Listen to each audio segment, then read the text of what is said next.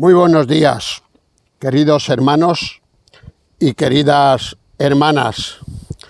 A ver a qué hora. Son las 11 en punto, de cara a apuntármelo. En este día vamos a leer y comentar una hoja del calendario La Buena Semilla del día 2 de agosto del 2024. Hoy estamos a día 12, o sea que acaba de pasar esta fecha. Esta hojita arranca de dos textos bíblicos. El primero escrito por el rey Salomón. En Eclesiastés capítulo 5 y versículo 1. Salomón escribe: hay un mal doloroso que he visto debajo del sol, es decir, aquí en la tierra. ¿Y cuál es ese mal doloroso? Pues que las riquezas guardadas por sus dueños, pues son para su mal. Hombre, alguien dirá, pues no está mal tener riquezas para el futuro, sí, pero es que ocurre una cosa. Cuando tú te mueras, las riquezas las heredarán tus herederos. ¿Y sabes lo que harán tus herederos? Porque lo dice también más adelante el rey Salomón. Dilapidarán las riquezas, las consumirán en un santiamén. Como no les ha costado nada ganarlas, no las valorarán como las valoras tú. Y luego un segundo texto, que son palabras del Señor Jesús, en Lucas 12:33, y nos hace una recomendación. Dice: haceos tesoros en los cielos que no se agoten y donde ladrón no llega. Donde ladrón no llega. Porque todo lo que hagamos en esta tierra, pueden venir los ladrones en nuestra ausencia y quitárnoslo. Pero aquello que hacemos en el cielo, el que lo guarda, y no olvidemos que es el mejor guarda, es el propio Señor. Y ahora pasamos a la hojita. El título de la hojita reza así: sin valor. Sin valor. Dice: al igual que muchos jóvenes de mi edad, había armado cuidadosamente una colección de sellos. En esa época a menudo buscaba el precio de mis sellos en los catálogos, pensando que tenía un pequeño capital. Hace poco le pedí a un filatelista que evaluara mi colección. Y para mi gran sorpresa descubrí que ya no valía mucho. Hombre, yo me pensaba, porque me había refugiado en los sellos, que tenía prácticamente todo el oro del mundo. Y para mi gran sorpresa descubrí que no valía mucho. Recuerdo que hubo un equipo de baloncesto que se llamaba Fórum Filatélico. Jugaban primera división con el Madrid, con el Barça, con el Estudiantes, con todos estos. El Fórum, le llamábamos el Fórum. Y estaba en la ciudad de Valladolid, España. Ahora, ¿qué ha ocurrido? Y esto es historia. Bueno, es historia todo lo que estoy diciendo. ¿Qué ha ocurrido? Pues que por medio de esos sellos hubo una estafa. Una gran estafa que dio la vuelta a todas las cadenas de televisión de España. Y además una gran estafa con consecuencias penales. Resulta que los administradores de esos sellos habían hecho una estafa. Esto fue muy sonoro aquí en España. Ahora, en la actualidad, ¿qué es lo que se está propugnando? Pues que lo invertamos en Bitcoin, que es esa moneda refugio, pero ya están diciendo los entendidos también que tengamos mucho cuidado con el Bitcoin, porque igual nos podemos enriquecer hoy y pasado mañana estar en la ruina. Por lo tanto, hemos de tener cuidado. Continúo con la lectura. Una vecina me pidió que averiguara el precio actual de un reloj de péndulo por el que había pagado mucho dinero. En todas partes me decían: los relojes de péndulo ya no se venden. Yo recuerdo de niño que mis padres tenían un reloj de pared en el comedor y por las noches daba cada hora y yo sabía cuando estaba durmiendo si era una hora o si era otra hora, gracias a ese reloj de pared. Y hablando de esto, pues me vais a permitir que os explique una anécdota que no sé si la recordaré bien. Tiene que ver con un reloj de péndulo. Se cuenta que unos relojeros, yo tengo buenos amigos relojeros en Santa Coloma de Gramenet que me estarán viendo este vídeo. Tengo a mi hermana Amparo Romero y otros más. Y a su hija Nuria. Son buenos relojeros. Pues un entendido en relojes de péndulo de una joyería compraron el péndulo, compraron el reloj. Y lo compraron a precio de oro. Les habían vendido el supuesto de que era el mejor reloj del mundo. Fueron a la relojería, lo dejaron allí en la tienda y lo pusieron en hora. ¿Y cuál fue su sorpresa cuando al día siguiente fueron a ver la hora y el reloj, que era de alta precisión, se había atrasado un minuto? Y dijeron, esto no puede ser, pero si esto en este reloj, ¿qué hicieron? Pusieron otra vez la manecilla en su sitio y esperaron al siguiente día.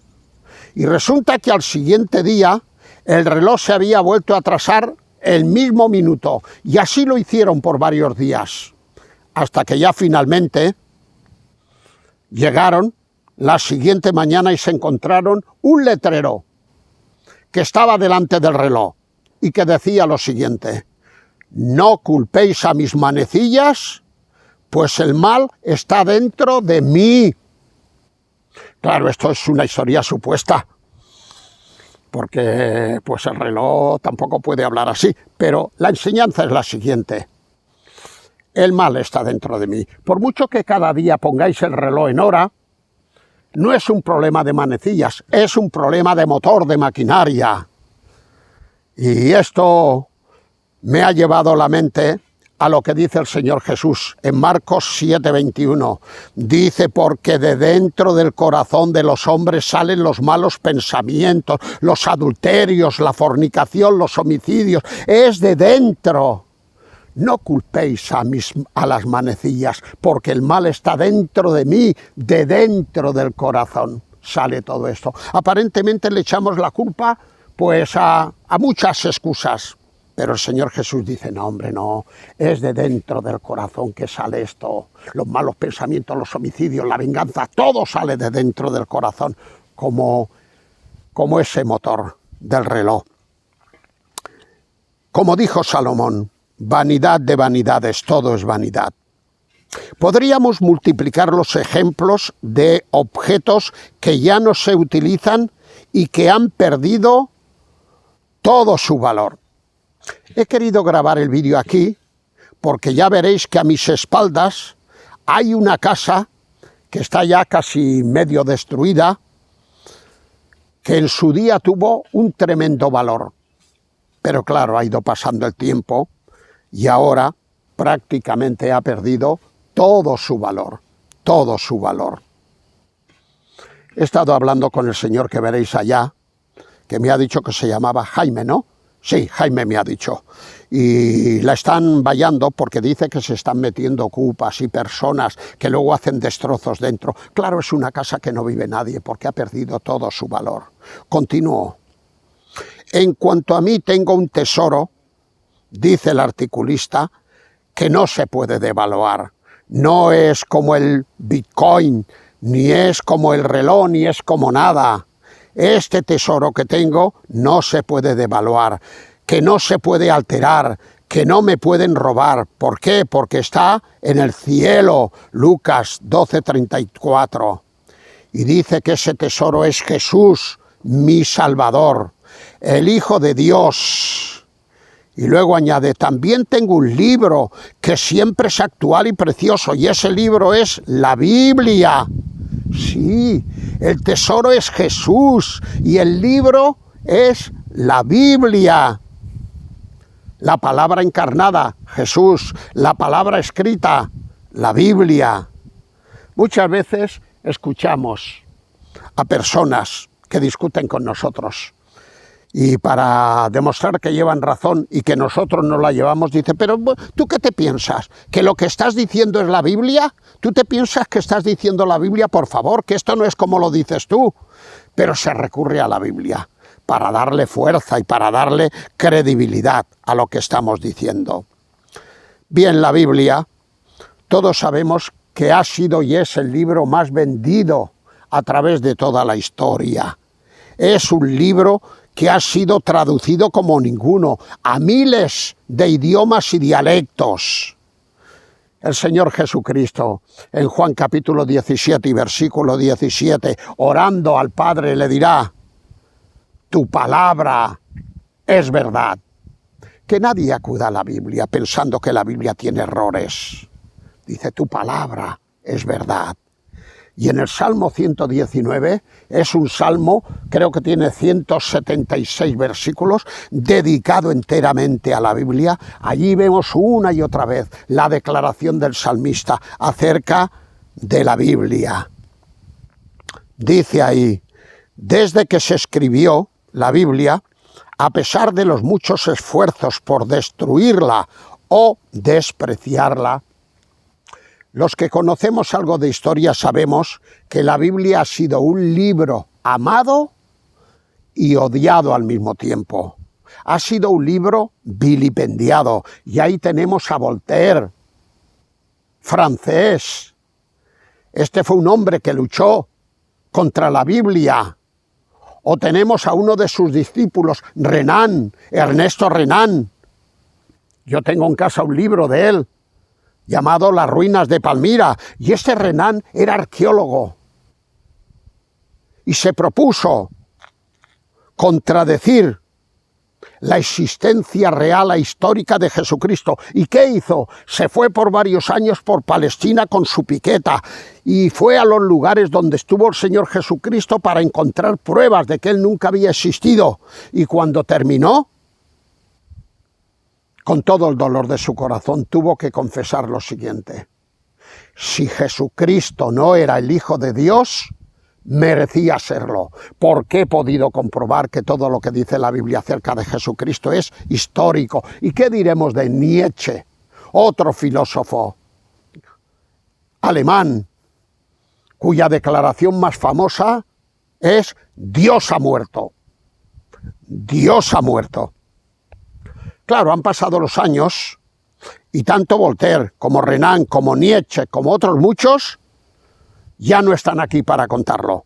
Sin embargo, acerca de la palabra de Dios que criticaron tanto, dice el apóstol San Pedro en su primera carta, versículo 23 y 23 al 25, todo esto termina, todo esto se marchita. Y a diferencia de lo de aquí abajo y de las declaraciones de estos hombres también, la palabra del Señor permanece para siempre. Claro que sí. A pesar de los esfuerzos por destruirla o despreciarla, la palabra de Dios está ahí.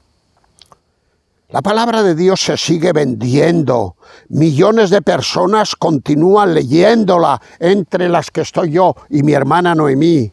Y ella sigue satisfaciendo las necesidades de los seres humanos.